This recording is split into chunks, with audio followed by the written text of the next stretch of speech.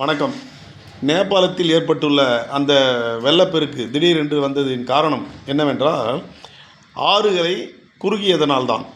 ஆறுகள் இயற்கை சீற்றங்கள் ஏற்படும்பொழுது ஆறுகள் எவ்வளவு ஆழமாகவும் அகலமாகவும் இருக்கிறதோ அதை பராமரித்து வந்தால் நிச்சயம் இப்படிப்பட்ட இழப்பீடுகள் ஏற்படாது.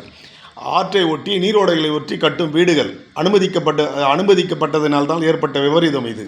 இல்லையென்றால் அது நீர் ஓடைகள் வழியாக சென்று கொண்டிருக்கும். அதையே தான் நான் சொல்கின்றேன். தமிழகத்தில் இருக்கக்கூடிய ஓடைகள் ஓரம் இருக்கக்கூடியவர்களுக்கும் மின்சாரம், குடிநீர் வழங்கக்கூடாது, சாலை வசதி செய்து தரக்கூடாது.